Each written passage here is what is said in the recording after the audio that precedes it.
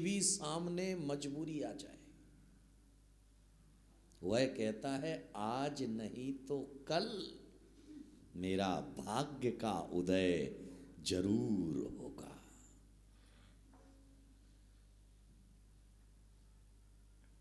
कोड़ी के साथ में जो है मैना सुंदरी का विवाह कर दिया गया, तो मैना सुंदरी ने कहा कि अगर मेरे भाग्य में यही है तो मुझे स्वीकार है,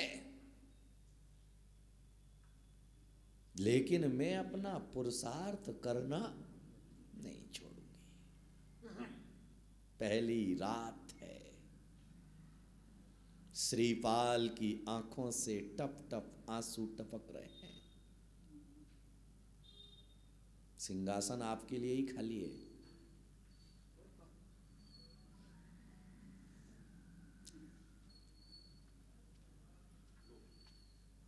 नीचे मत बैठो, जो खाली है उस पर बैठ जाए।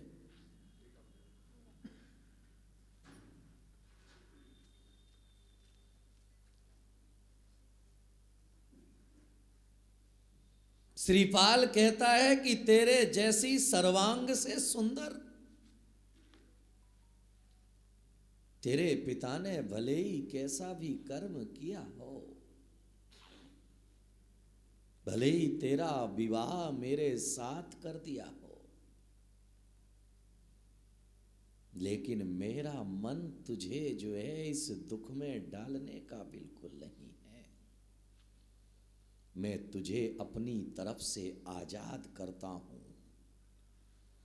तू जिस राजा के पुत्र के साथ में विवाह करना चाहती है तू विवाह कर ले, खुली आजादी दे दी। लेकिन संस्कार कितने गहरे कि आजादी मिल जाने के बाद भी जो है मैना सुंदरी ने उस आजादी को स्वीकार नहीं किया। उसने मैना सुंदरी ने कहा कि प्राण प्यारी, अब तो आपके साथ में अग्नि के मैंने 7 संस्कार ले लिए हैं, अग्नि के संस्कार हमारे हो गए हैं। अब तो जो कुछ भी हो आप ही हो, आपको छोड़ करके किसी और का ध्यान करना भी मेरे लिए महापाप होगा।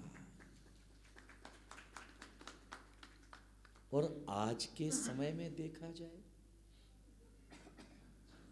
जैसे ही छूट मिलती है उस छूट का दुरुपयोग होना प्रारंभ हो जाता है, क्योंकि अनुशासन जब ऊपर से थोपा जाता है तो वह अनुशासन टूट जाया करता है, और जब अनुशासन अंदर से पैदा हुआ करता है तो आदमी प्राण दे करके भी उस अनुशासन से बंधा रहता है।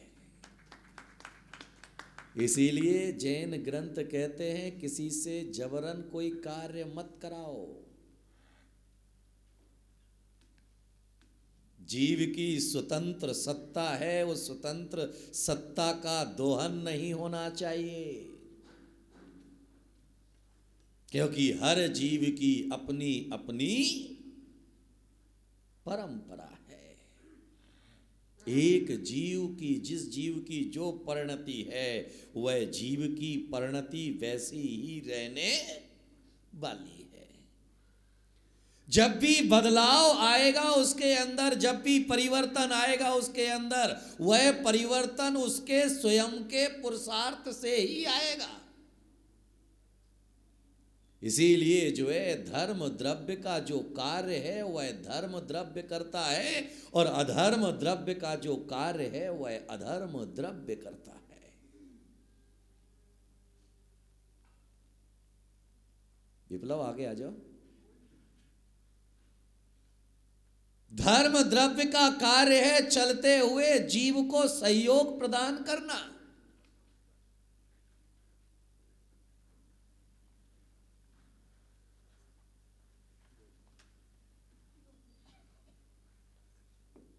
तो जो जीव चल रहा है उसे ही वह सहयोग प्रदान करेगा। जबरदस्ती हाथ पकड़ करके उसे बिठाएगा, बोलो। अधर्म द्रव्य का कार्य है कि ठहरते हुए जीव को जो है सहारा प्रदान करना। तो जो रुकना चाहेगा उसे ही रुकने जाएगा, जबरदस्ती किसी को हाथ पकड़ करके रुकाएगा नहीं। आकाश द्रव्य का कार्य है स्थान देना, तो जो बैठना चाहेगा उसे ही स्थान दिया जाएगा, अन्यथा वह किसी को स्थान जबरदस्ती किसी को बिठाएगा। तो इतनी सी फिलॉसफी हमें समझ में नहीं आती। इसीलिए हमारे यहां जैन ग्रंथों में कहा जाता है नियम दिया नहीं जाता, नियम लिया जाता है।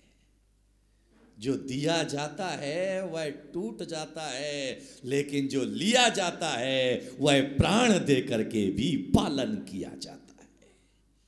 भले ही जिसका उपयोग ना करते हो उसका हमने त्याग किया हो। जैसे जो है पुरुकवा भील के पर्याय में जो है मुनियों का उपदेश मिला।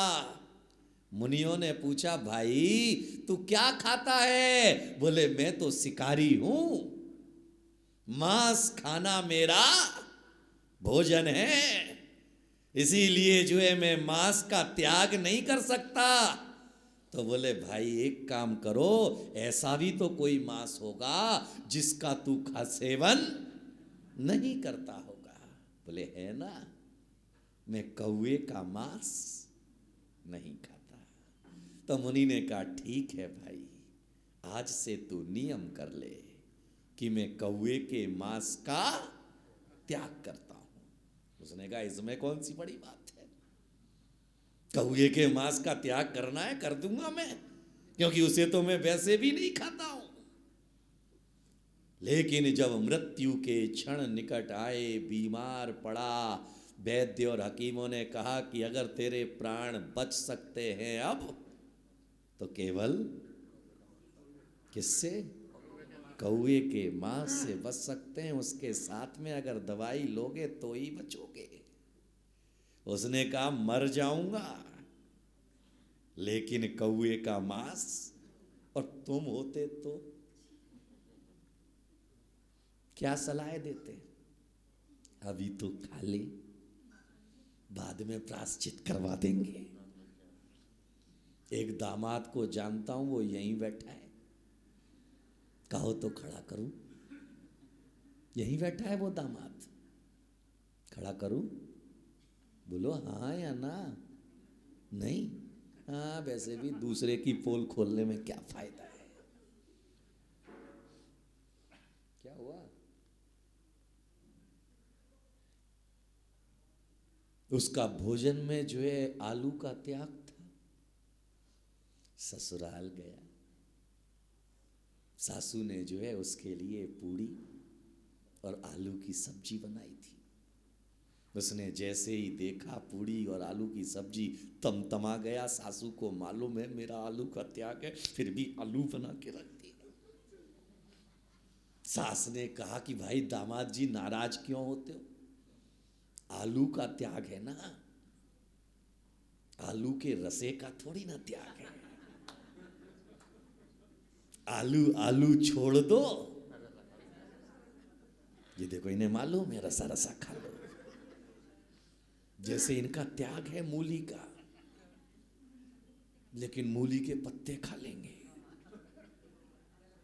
और इनसे कहो कि भाई मूली के पत्ते क्यों खा रहे हो? बोले मूली नीचे पैदा होती है, पत्ते ऊपर पैदा होते हैं।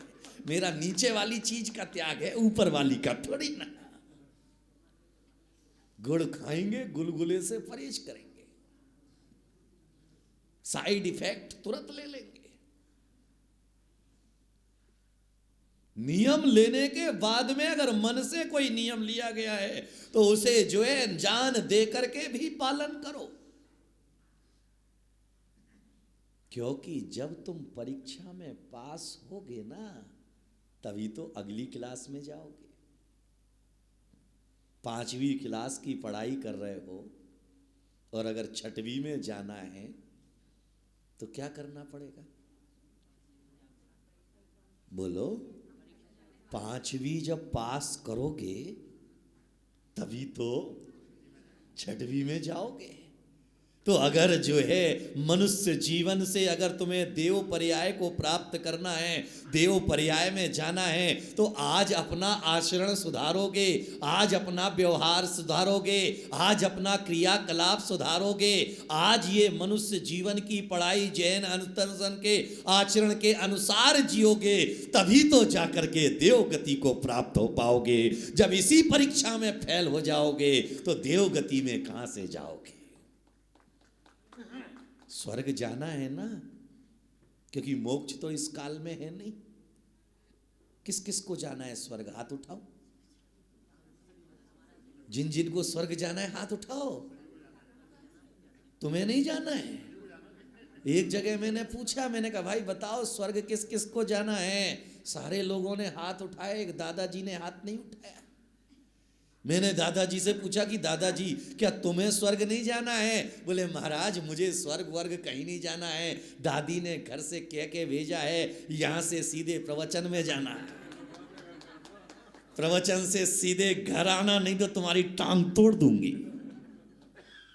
तो तुम्हें भी कह के भेजा है यहां से सीधे मंदिर जाना, मंदिर से सीधे, ऐसा कह के भेजा है।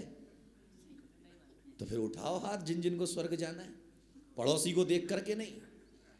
तुम्हें नहीं जाना दादा? जाना है तो हाथ उठाओ, पूरा ईमानदारी के साथ बिबलाओ।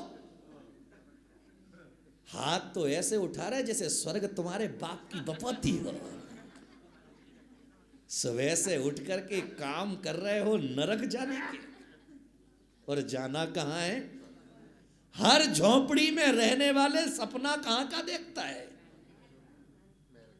तो याद में रखना, महल मिल तो सकता है, लेकिन उसके लिए पुरुषार्थ किसको करना पड़ेगा?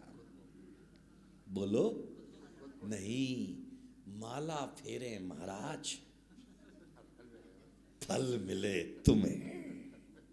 कई लोग आते मेरे पास में, महाराज मंत्र जाप आप कर लो, काम मेरा हो जाए। कई महिलाएं आती है, बोले बेटे की दुकान नहीं चल रही है, महाराज कोई मंत्र दे दो जिससे उसकी दुकान चलने लग जाए। तो मैंने कहा बेटे को लेकर के आना। महाराज वो तो नहीं आता है, वो तो मंत्र अंत्र नहीं जपेगा, आप ऐसा बताओ कि मैं जप लूं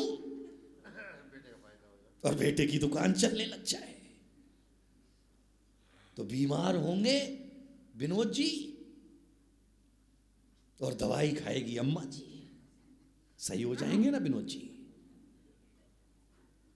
संभव है क्या ऐसा? जिस जीव को कल्याण करना है, पुरुषार्थ निमित्त कोई भी बन सकता है उसका, क्योंकि निमित्त के बगैर उपादान की जागृति नहीं होगी।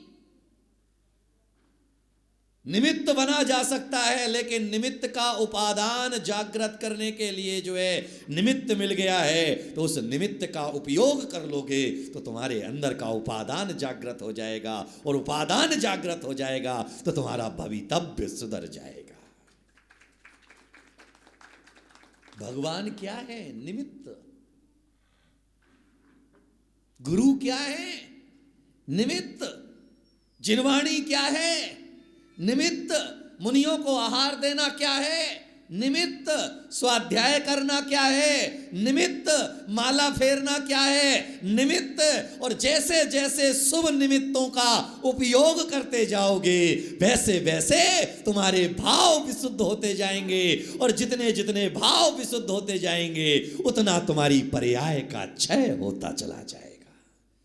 लेकिन हम क्या कहते हैं? हम निमित्त को नहीं लेना चाहते हैं। क्या करें महाराज, काल का दोष है, समय बड़ा खराब चल रहा है, समय की बलहारी है, कोई जो है सदयुग तो है नहीं, ये तो ये देखो कलयुग है। इसीलिए सदयुग में था कि मुनि महाराज आते थे तो चौके की कोई प्रॉब्लम नहीं होती थी, हर घर में शुद्ध भोजन बनता था, हर घर में कुएं का पानी हुआ करता था। ये तो कलयुग है महाराज, हम लोग तो सब जो है रेडीमेड वाले हैं। कौन से वाले? कौन से वाले? रेडीमेड। मैंने कहा बिल्कुल सही बात है, तुम लोग रेडीमेड वाले।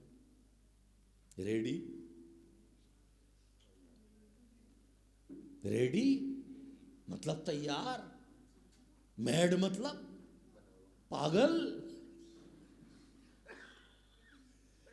शब्द खुद ही कह रहा है कि रेडीमेड, यानी रेडी मतलब तैयार, मैड मतलब पागल। पागलों के लिए तैयार माल। तुम पागल ही तो हो। जभी तो जो तुम्हें पेट में हजम नहीं होता है उसे भी खा लेते हो। रेडीमेड।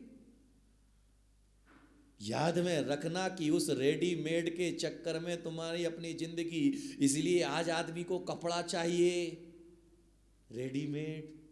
व्यापार आज सिले सिलाए कपड़ों का कम हो गया है।